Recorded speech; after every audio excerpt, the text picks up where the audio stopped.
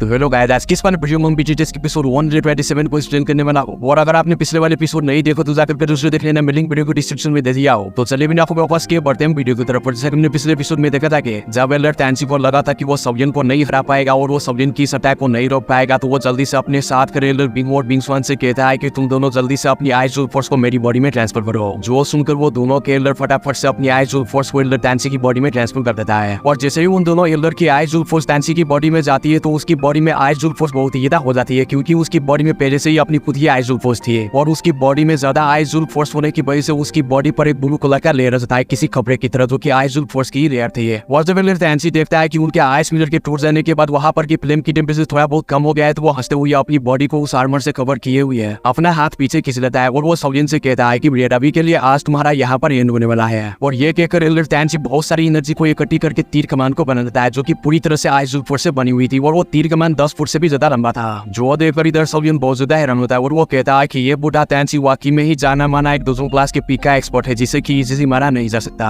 और ये कहकर सवियन अपनी हैंडसेट को चेंज करता है, जिससे कि उस लाइट फॉर्मेशन में जो 5 कलर की फ्लेम थी वो बहुत ही ज्यादा तेजी से मूव करना स्टार्ट कर देता है और वो पूरी की पूरी फॉर्मेशन सवियन के दाएं हाथ में आ जाती है। और जैसे ही ये फॉर्मेशन सवियन के हाथों में आई थी तो सवियन के सर पर एक बहुत ही बड़ा हाथ पैर हो गया था, जो कि काफी सारी फिल्म से मिलकर बना हुआ था। और अभी इधर दूसरी तरफ टैंसी अपनी तीर कमान को पूरी तरीके से कंप्लीट करके सवियन से कहता है कि लड़के मेरा ये एरो तुम्हारी लाइफ ले लेगा। और ये कहकर वो अपनी तीर कमान से आइज फोर्स वाली एरो को सवियन की तरफ शूट कर देता है और वो एरो इतना ज्यादा फ्राइटनिंग और स्ट्रॉन्ग था कि जैसे जैसे वो एरो सवियन की तरफ बढ़ रहा था तो आसपास की स्पेस फट रही थी। लेकिन इधर अपने सवियन को इस चीज से घंटा भी फर्क नहीं पड़ता, वो अपनी उस बड़ी से हाथ से एल्डर टैंसी के उस एरो पर अटैक कर देता है। और जैसे ही वो एरो और वो हाथ आपस में टकराती है तो वहां पर हर तरफ डिस्ट्रक्टिव वेसेस फैल जाती है। और अभी के लिए सवियन का ये जो फायर गॉड आर्म था वो काफी ज्यादा स्ट्रॉन्ग था एल्डर टैंसी के उस एरो से, जिस वजह से टैंसी का वो एरो सवियन के उस फायर गॉड आर्म के सामने बहुत ही ज्यादा कमजोर पड़ रहा था। और जब एल्डर टैंसी देखता है कि उनका वो एरो सवियन की इस फायर फिश का कुछ उखाड़ नहीं पा रहा तो वो बहुत ज्यादा घबरा जाता है और वो जल्दी से एल्डर बिंग और बिंग स्वान से कहता है कि अपनी सारी दावकी को जल्दी से मेरी बॉडी में ट्रांसफर करो,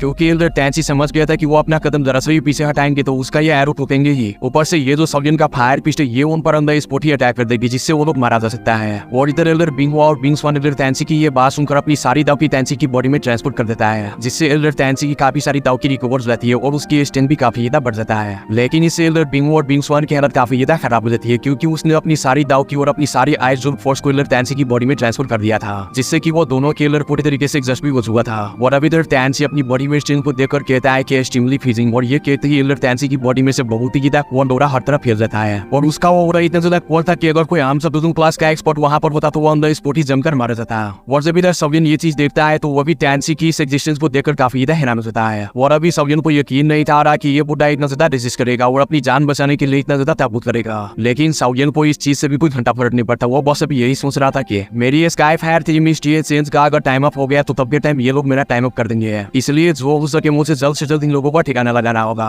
और ये कहकर सवियन अपनी हैंडसेल को चेंज करता है, जिससे wolf fire speed, leopard, lion, tiger और ड्रैगन फायर स्पीड और वो पांचों की फायर स्पीड अपने मुंह से बहुत सारी फिल्म निकालकर सवियन की उस फायर गॉड आर्म को स्टोन करने लगता है, जिससे सवियन की उस फायर गॉड आर्म पर जो बर्फ जमी हुई थी वो अंदर स्पॉट ही मेल्ट हो जाता है, जो देखकर इधर टैंसी की पूरी तरीके से फट जाती है सवियन की इस स्ट्रेंथ को देखकर। लेकिन एल्डर टैंसी का वो एरो का अटैक भी कोई मामूली अटैक नहीं था। थोड़ी देर के बाद सवियन का अटैक और एल्डर टैंसी का अटैक अंदर स्पॉट ही ब्लास्ट हो जाता है और ये चीज देखने के बाद एल्डर टैंसी बहुत ज्यादा खुश हो जाता है और अभी के लिए उसे यकीन नहीं था कि उसने सवियन की इतने ज्यादा खतरनाक अटैक को अंदर स्पॉट ही खत्म कर दिया और अपना खुद का अटैक भी उसका खत्म तो हो गया था। लेकिन अभी के लिए मेन मुद्दा ये था कि सवियन अब इस तरह का स्ट्रॉन्ग अटैक दोबारा अनलीश नहीं कर पाएगा और सवियन का जो स्काई फायर 3 मिस्ट्री चेंज है उसका भी टाइम लिमिट खत्म होने वाला है। तब के टाइम सवियन क्या करेगा, क्योंकि वो अपनी वीकेंड स्टेट में जाने वाला है। और ये कहकर टैंसी हंसने लगता है, मगर तभी उसके सामने किसी घोस्ट की तरह सवियन ने पैर हो जाता है, जो देखकर टैंसी जो कि थोड़ी देर पहले काफी ज्यादा खुश हो रहा था वो बहुत ज्यादा हैरान हो जाता है और वो कहता है कि तुम आखिर चाहते क्या हो, तुम अपनी लाइफ को रिस्क में क्यों डाल रहे हो। और इसके साथ ही वो अपनी स्नेक स्टिक से सवियन पर अटैक करने लगता है, मगर इससे पहले कि वो अटैक करता अपना सवियन बड़े ही आराम से अपनी हाथों में छुपाई हुई एंग्री बुद्धर लोटस जो कि 3 टाइप फिल्म से बना हुआ था उसे बाहर निकाल लेता है और उस एंग्री बुद्धर लोटस को टैंसी की तरफ छोड़ देता है और एक ही बेले स्मेल करते हुए टैंसी से कहता है कि जाओ और गार मराओ। और इधर टैंसी जब सवियन की इस एंग्री बुद्धर लोटस को देखता है तो उसकी पूरी तरीके से फट जाती है और उसके पास सीधा टाइम नहीं था कि वो खुद को डिफेंस कर सके, इसलिए वो अपने आगे अपनी स्नेक किसी को रख लेता है ताकि वो सवियन की एंग्री बुद्धर लोटस से बच सके। और जब ये चीज सवियन देखता है तो वो अपनी एंग्री बुद्धर लोटस को तरफ फोर्स करता है और फट जाने का ऑर्डर दे देता है, जिसके साथ ही अपना सवियन वहां से निकल जाता है और पीछे एक बहुत ही बड़ा एक्सप्लोजन होता है और इस एक्सप्लोजन की वजह से वहाँ हर तरफ फायर और एनर्जी फैल जाती है और टैंसी के साथ वो जो एल्डर्स थे वो अंदर स्पॉट ही बेजान होकर इस अटैक की वजह से खून का उल्टिया करता हुआ जमीन पर जा गिरता है और रास्ते में काफी सारे बिल्डिंग से टकरा कर मर जाता है। और ये सिटी के लोगों की लाशें देखकर बहुत ज्यादा हैरान हो जाते हैं और अपनी आंखें आंखें फाड़ फाड़ कर सविन की तरफ देखने लगते हैं और वही दूसरी तरफ प्रोटेक्टिव हुई ये चीज देखकर उसकी वैसे ही फटकर हाथ में आ गई थी और अभी के लिए उसने एक्सपेक्ट नहीं था किया कि साउलियन इतना ज्यादा टेरिफाइंग अटैक कर पाएगा और साउलियन के पास इतनी ज्यादा स्ट्रेंथ होगी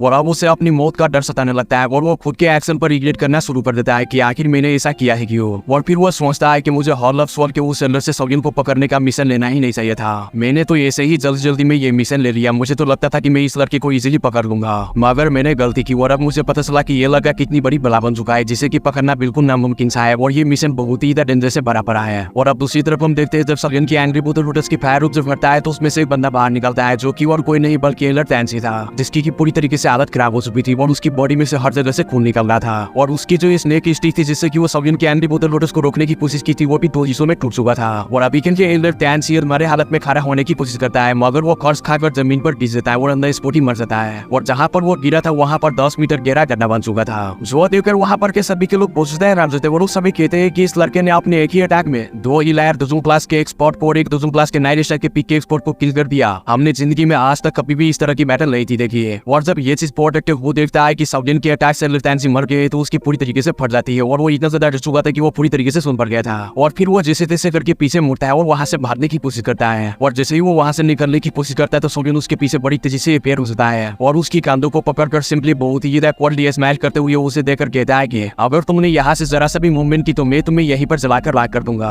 जो सुनकर प्रोटेक्टिव वो पूरी तरीके से सहम जाता है और वो डरते हुए पीछे मुड़कर साउलियन की तरफ देखता है और जैसे ही वो साउलियन की गुस्से से भरा वो चेहरा देखता है तो वो और भी बहुत ही ज्यादा घबरा जाता है और वो डरते हुए कहता है कि आज तो हो गया। और अब इसके साथ ही साउलियन अपनी एक हाथ से प्रोटेक्टिव को गर्दन से पकड़कर उठा लेता है और दूसरी हाथ से अपने मुंह से खून साफ करते हुए सोचता है कि इसने पिछली बार ह्यूमन सेट में बड़े ही माइटी अंदाज में आया और मेरे मास्टर यालो को पकड़कर ले गया, वो भी मेरे आंखों के सामने है और इतने सारे सालों में मेरे मास्टर बहुत सारे पेन को बर्दाश्त कर ले होंगे, आज तो मैं इसे छोड़ूंगा नहीं। और फिर इसके साथ ही साउलियन ने कीबल स्मेल करते हुए इमोशनलेस फेस के साथ प्रोटेक्टिव की तरफ देखकर कहता है कि क्या तुमने पिछली बार ये इमेजिन किया था कि आने वाले टाइम में तुम मेरे हाथों इस तरह से मारे जाओगे या मैं तुम्हारी ये हालत कर दूंगा। जो सुनकर प्रोटेक्टिव के फटकर हाथ में आ जाती है और वो और भी बहुत ही ज्यादा घबराते हुए और डरते हुए साउलियन से कहता है कि अगर तुमने मुझे मारा तो मेरा हॉल ऑफ सोल तुम्हें डेफिनेटली छोड़ेगा नहीं और तुम इस सेंट्रल पेन में सर्वाइव करने के लायक नहीं रहोगे। और तुम्हें इस बात का अच्छे से पता है कि मेरा हॉल ऑफ सोल आइसबर्ग बेली नहीं, ये उससे कई गुना ज्यादा स्ट्रॉन्ग है। मगर साउलियन को प्रोटेक्टिव की इन सब बातों से उसे घंटा भी फर्क नहीं पड़ता। वो बहुत ही ज्यादा जोर से हंसते हुए अपनी फौरन हाथ फ्लेम को बाहर निकाल कर उसे प्रोटेक्टिव को जला लगता है जिससे प्रोटेक्टिव दर्द के मारे बहुत ही ज्यादा जोरों से चीखने चिल्लाने लगता है। और जब साउलियन प्रोटेक्टिव को अच्छा खासा टोर्चर करके जला देता है तो प्रोटेक्टिव की हालत पूरी तरीके से खराब हो जाती है और उसकी स्ट्रेंथ भी खत्म हो जाती है। और अभी के लिए प्रोटेक्टिव इतना ज्यादा कमजोर हो गया था कि अपनी खुद की होश ही नहीं थी और उसका सर भी नीचे झुका हुआ था। जो देखकर साउलियन अपनी फिल्म को वापस से अपनी बॉडी में डालकर प्रोटेक्टिव की तरफ देखकर हंसते हुए कहता है कि क्या तुम्हें मजा आया। मगर प्रोटेक्टिव साउलियन की किसी बात का जवाब नहीं दे पा रहा क्योंकि उसकी ऐसी हालत ही नहीं थी कि वो कुछ बोल सके। मगर तभी फिर साउलियन को अचानक से गुस्सा आता है और अपने हाथ को अपनी हेवीली फिल्म से कवर करके प्रोटेक्टिव की गर्दन दबाते हुए उसे कहता है कि मेरे टीचर जो हॉल ऑफ सोल के हाथों तकलीफ जल रही है वो तकलीफ तो इसके आगे कुछ भी नहीं है। अभी के लिए बेहतर यही होगा कि मैं तुम्हारी सोल को अंदर स्पॉटी जलाकर राख कर दूं। जो सुनकर प्रोटेक्टिव बहुत ही ज्यादा घबरा जाता है और अभी के लिए वो कुछ बोलना चाहता था और कहना चाहता था लेकिन उसके मुंह से कोई आवाज नहीं थी निकल रही है क्योंकि फौरन हार्ट फ्लेम से जलाने की वजह से प्रोटेक्टिव की स्ट्रेंथ पूरी तरीके से एडजस्ट हो चुकी थी और उसमें बोलने की ताकत भी नहीं थी। बच्चे साउलियन ने उसकी ऐसी हालत कर दी थी। और अब इससे पहले कि साउलियन प्रोटेक्टिव को मारता वहां पर ताली बजाने की आवाज आती है और उसी तरफ साउलियन देखने लगता है और जब वो देखता है तो उसके सामने टियानो दुनी और टियानस्वान जी एक दूसरे के आमने सामने खड़े थे और हंस रहे थे। और फिर इसके साथ ही टियानस्वान जी साउलियन की तरफ देखकर हंसते हुए कहता है कि लड़के मुझे यकीन नहीं रहा कि मैंने भी तुम्हारी स्ट्रेंथ को मिसकैलकुलेट कर दिया। मगर साउलियन को उनकी इन बातों से उसे घंटा भी फर्क नहीं पड़ता कि वो अभी के लिए एक डाउजन क्लास के स्पॉट के सामने खड़ा है। वो बड़े ही आराम से उसे कुछ कहना चाहता था लेकिन इससे पहले ही साउलियन की बॉडी बहुत ज्यादा वीक होना शुरू हो जाती है और उसकी बॉडी में काफी ज्यादा पेन भी हो रही थी जिसे देखकर साउलियन समझता है कि अब उसकी स्काई फायर 3 मिस्टीरियस चेंज की टाइम लिमिट खत्म हो गई है। और इसके साथ ही फिर साउलियन अपनी स्टोरिंग में से बहुत सारी मेडिसिनल पिल को निकालकर खा लेता है जिससे कि उसकी स्ट्रेंथ रिकवर होना शुरू हो जाती है। और फिर वही टियानस्वान जी साउलियन से कहता है कि तुम्हारी ये एबिलिटी जिससे कि तुमने अभी एलर्ट टैंच और बाकी के 2 एलर्ट्स को अपनी दूसरी क्लास के स्ट्रेंथ पर रहते हुए किल कर दिया, मुझे यकीन नहीं आ रहा। लेकिन अभी के लिए बात जो भी हो मैं तुम्हें जिंदा छोड़कर फिर से कोई मिस्टेक नहीं करना चाहता अपनी आइसबर्ग वैली के लिए ताकि फ्यूचर में तुम हमारी आइसबर्ग वैली के लिए कोई खतरा न बनो। अब ये बात सुनकर साउलियन काफी ज्यादा गुस्से में जाता है। तभी उसके सामने उसका और डेमन बॉबी भी लाइट की स्पीड से अपीयर हो जाता है और वही टियानस्वान जी की ये बात सुनकर हंसते हुए उसे कहता है कि तुम्हें क्या लगता है कि तुम मेरे होते हुए इस लड़के को हाथ भी लगा पाओगे और क्या तुम्हारी आइसबर्ग वैली इतना ज्यादा बेशर्म है जो कि यंगर जनरेशन के बच्चों को स्केयर करते हो। और फिर इसके साथ ही टियानस्वान जी साउलियन की तरफ देखकर साउलियन से कहता है कि तुम जाओ और अभी के लिए रेस्ट करो और इस बंदे को मेरे ऊपर छोड़ दो, मैं इसे संभालता हूँ। जिसके साथ ही साउलियन अपना सर हाँ में हिलाकर प्रोटेक्टिव को अपने साथ लेकर रेस्ट करने के लिए जाने लगता है। मगर तभी वहाँ आसमान में से एक आवाज आती है और कहता है कि रेस्ट क्या तुम वाकई में ही समझते हो कि हमारे आइसबर्ग वैली के बंदों को पकड़ना इतना ज्यादा आसान है, तुम्हारी हिम्मत कैसे होगी। और इधर साउलियन जो कि प्रोटेक्टिव को पकड़कर रेस्ट करने के लिए जा रहा था वो जब ये आवाज सुनता है तो वो भी पीछे मुड़कर देखता है जहाँ आसमान में बहुत सारे ब्लैक कलर की फॉग पेयर हो रहे थे। और वही दूसरी तरफ ये चीज देखकर ये सिटी के सभी के लोग भी बहुत ज्यादा हैरान हो रहे थे और वो सभी कह रहे थे कि ये तो हॉल ऑफ सोल के लोग है। और फिर इसके साथ ही हमारी नजर आसमान में उस ब्लैक फॉग में पड़ती है जहाँ पर 10 फिगर पे हुए थे, जिनमें से एक डाउजन क्लास के 2 स्टार का एक्सपर्ट था और बाकी लायर डाउजन क्लास के एक्सपर्ट थे। और सभी के लोग उसे देखकर कहते हैं कि ये तो हॉल ऑफ सोल के डाउजन क्लास का एल्डर है। और फिर इसके साथ ही वही एक बंदा कहता है कि यहाँ पर क्या मेला लगा हुआ है, जो कि एक के बाद दूसरा स्ट्रॉन्ग एक्सपर्ट यहाँ पर रिपेयर हुए जा रहा है। और वही दूसरी तरफ सौगिन भी इतने सारे एक्सपर्ट्स को देखकर काफी ज्यादा घबरा गया था और अभी के लिए उसने एक्सपेक्ट नहीं था किया कि हॉल ऑफ सोल के इतने सारे एक्सपर्ट्स यहाँ पर आ जाएंगे। जिसके साथ ही वही चैनोटोली की एक्सप्रेशन भी बिल्कुल बदल से जाते हैं और वो उन हॉल ऑफ सोल के बंदों में से सबसे मेन बंदे की तरफ देख रहा था जिनकी केस्टिन बहुत ही टेरिफाइंग थे। और अभी के लिए टियानोटोली उसे एक बार में ही देखकर कहते थे कि ये पूरा डाउजन क्लास के 2 स्टार पर है, यानी कि ये मुझसे भी ज्यादा स्ट्रॉन्ग है। लगता है कि आज की सिचुएशन बहुत ही ज्यादा बोर्ड होने वाली है। और वही दूसरी तरफ हम देखते हैं आइस रिवर वैली के फर्स्ट लेयर त्यानस्वान जी हॉल ऑफ सोल के इन बंदों को देखकर बहुत ज्यादा खुश हो रहे थे।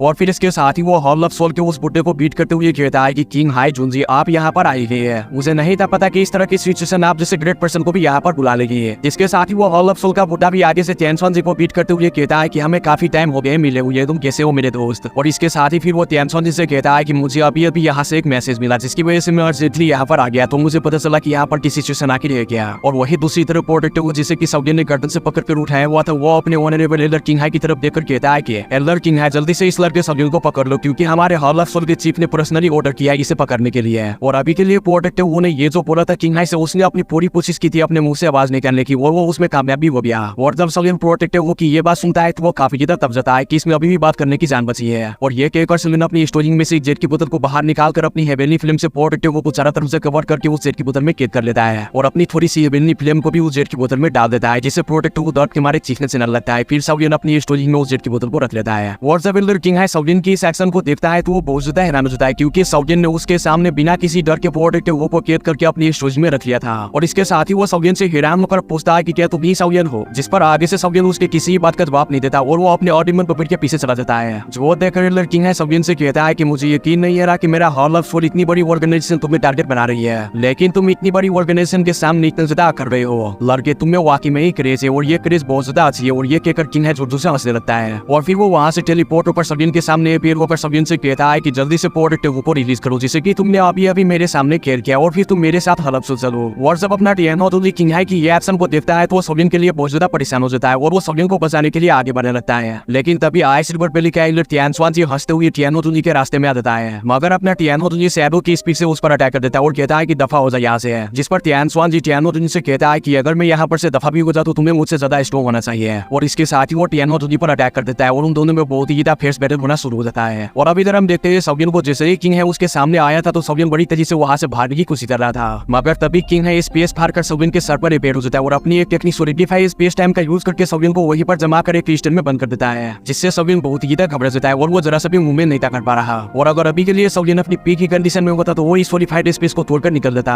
मगर अभी के लिए सौगिन पूरी तरीके से एग्जॉस्ट हो चुका था जिस वजह से वो वहां पर से मूव नहीं कर पा रहा। और जब एल्डर किंग हाई देखता है कि सौगिन जरा सा भी मूवमेंट नहीं कर पा रहा तो वो अपनी हाथ को सौगिन की तरफ बढ़ाते हुए कहता है कि ये बिल्कुल सही टाइम है तुम्हारी बॉडी से सोल को बाहर निकालने का। और ये चीज देखने के बाद सौगिन गुस्से में पूरी तरीके से पागल हो जाता है और फैसला कर लेता है खुद को सेल्फ स्टे करने का। और फिर वो अपनी बॉडी में बहुत ही ज्यादा तेजी से तीनों की एवेनली फिल्म को मर्ज करना शुरू कर देता है। और जब सौगिन उन तीनों की फिल्म को अपनी बॉडी में मर्ज कर लेगा तो वो उन्हें ब्लास्ट कर देगा, जिससे सौगिन खुद भी मारा जाएगा और ये एल्डर अधमारा हालत पे पहुंच जाएगा। लेकिन जैसे ही किंग हाई का हाथ सौगिन की गर्दन की तरफ बढ़ता है तो वहां पर की स्पेस हर तरफ से फटने लगता है और बहुत ज्यादा स्पेशलिस्ट हर तरफ फैल जाती है, जिस वजह से किंग हाई की अपनी खुद की बॉडी बहुत ज्यादा सलेगी सो रही थी और वो पूरी तरीके से हैरान हो गया था। और फिर वहां उस स्पेस में से एक व्हाइट कलर के कपड़े पहने हुए लेडी बाहर निकलती है जो कि बहुत ही डिसेंट लग रही थी, जो कि और कोई नहीं बल्कि अपनी पे डॉक्टर थी। और वो अपनी सारे से उस क्रिस्टल को तोड़ देता है जिसमें कि अभी सौगिन गया था। और जब सौगिन डॉक्टर को देखता है तो वो बहुत ही ज्यादा खुश हो जाता है और वो कहता है कि क्या तुमने सक्सेसफुली अपनी पुलिस बॉडी को कंट्रोल कर लिया और तुम्हारी स्ट्रेंथ को देखकर लग रहा है कि तुम डाउजन क्लास पर भी पहुंच रही हो। जिस पर लिटिल फेरी डॉक्टर बड़ी प्यारी स्माइल करते हुए अपना सर हाँ मिलाती है। और जब वो सौगिन की हालत को देखती है तो वो बहुत ही ज्यादा गुस्से में जाती है और पॉल ही उस एल्डर से कहता है कि अगर तुमने उसे हाथ भी लगाया तो तुम ऑन द स्पॉट ही मारे जाओगे। और जब Elder king high little fairy doctor को वहां पर देखता है तो उसके एक्सप्रेशन बिल्कुल चेंज होते हैं और वो थोड़ा वहां पर से पीछे विड्रॉ कर देता है। और इसके साथ ही फिर वो गुस्से में लिटिल फेरी डॉक्टर से कहता है कि तुम हो कौन और तुम्हारी इतनी हिम्मत कि तुम मेरे हॉल ऑफ सोल के मैटर में इंटर्न करो। जिस पर लिटिल फेरी डॉक्टर एक इवेंट स्मेल करते हुए कहती है कि हॉल ऑफ सोल, कौन सा हॉल ऑफ सोल, मैंने तो उसके बारे में कभी नहीं सुना।